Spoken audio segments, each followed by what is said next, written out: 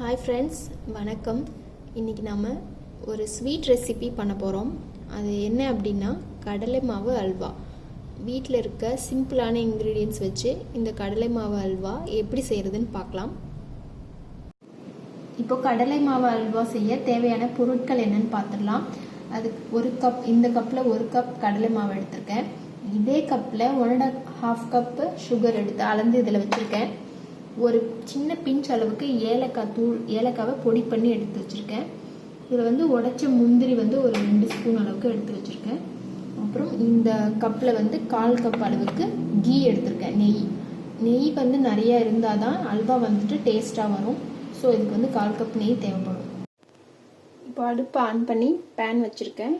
இதில் இப்போ நம்ம 3 ஸ்பூன் அளவுக்கு கீ ஊற்றிக்கலாம்.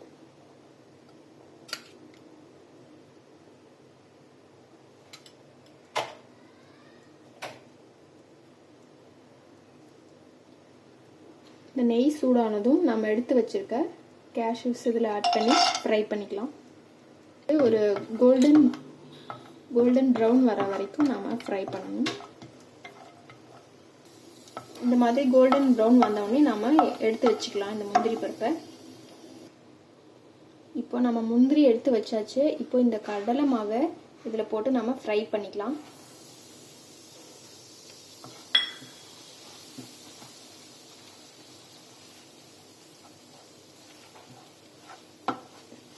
இது நல்லா ஃப்ரை ஆகிட்டு ஒரு நல்ல வாசனை வரணும். அது வரைக்கும் நம்ம ஃப்ரை பண்ணலாம்.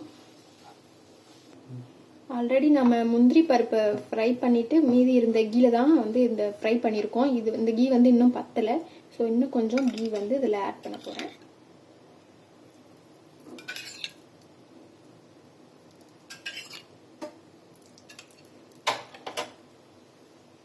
இதை நல்ல ஒரு வாட்டரி கன்சிஸ்டன்சி மாதிரி வரணும். அந்த அளவுக்கு நீங்கள் ஃப்ரை பண்ணுங்கள். இப்போ கடலை மாவு கட்டி வரக்கூடாது. நம்ம கட்டி வராமல் இந்த மாதிரி லிக்விட் மாதிரி வர அளவுக்கு நாம் ஃப்ரை பண்ணிக்கணும். ஒரு நல்ல ஸ்மெல் வரும். அது வரைக்கும் இந்த லிக்விட் மாதிரியும் வரணும். அது வரைக்கும் நீங்கள் ஃப்ரை பண்ணிகிட்டே இருங்க. இந்த மாதிரி ஒரு லிக்விட் கன்சிஸ்டன்சி வர வரைக்கும் ஃப்ரை பண்ணிகிட்டே இருக்குங்க.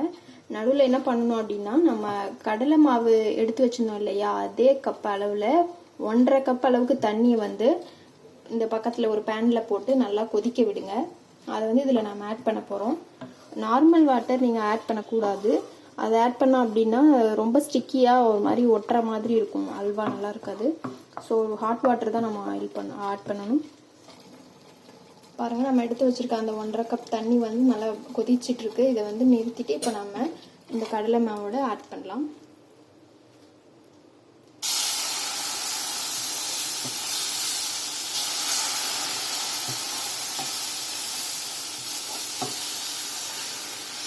இப்பயும் கட்டி வரும். அந்த கட்டி வராமல் நம்ம அதை மிக்ஸ் பண்ணிக்கலாம்.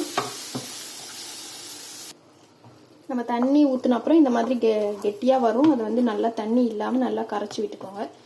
கொஞ்சம் நேரம் ஆகும். அந்த வரைக்கும் நல்லா கரைச்சிக்கோங்க. இது ஒரு நல்ல இதில் பேனில் ஒட்டாமல் ஒரு ஸ்டிக்கியாக வரணும். அது வரைக்கும் நீங்கள் வதக்கிக்கிட்டே இருங்க. பாருங்கள், இந்த மாதிரி இதில் பேனில் ஒட்டாமல் வர வரைக்கும் நீங்கள் கிண்டிகிட்டே இருக்கணும். இந்த டைமில் தான் நம்ம சுகர் எடுத்து வச்சுருக்க சுகரை நம்ம ஆட் பண்ண போகிறோம்.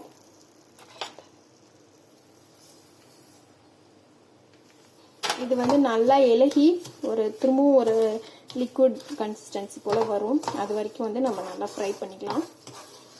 இது நான் யூஸ் பண்ணியிருக்க பேன் செராமிக் கோட்டட் பேன்.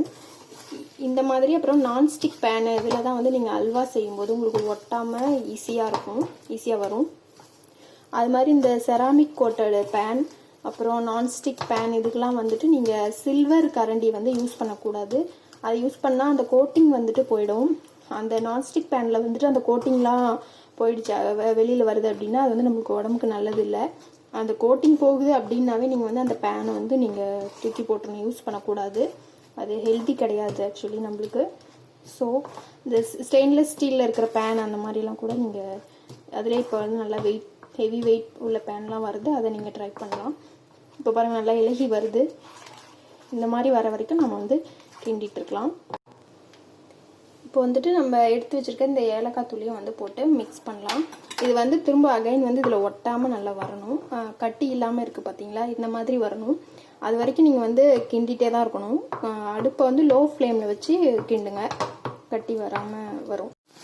பாருங்கள், இந்த மாதிரி பேனில் ஒட்டாமல் வருது இல்லையா, இது மாதிரி வரணும். இந்த மாதிரி வந்துட்டு இப்போ நம்மளோட அல்வா ரெடி ஆகிடுச்சு. இப்போ நம்ம மிச்சம் இருக்க இந்த கீயை வந்து இதில் ஆட் பண்ணிடலாம். இறக்கிறதுக்கு முன்னாடி இதை ஆட் பண்ணிவிடுங்க. இதை ஆட் பண்ணிவிட்டு நம்ம வறுத்து வச்சுருக்க அந்த முந்திரி பருப்பையும் வந்து இதில் போட்டுடலாம். அவ்வளோதான். போட்டுட்டு நம்ம வந்து அடுப்பை ஆஃப் பண்ணிடலாம். நம்மளோட சுவையான கடலை மாவு அல்வா ரெடி ஆகிடுச்சு.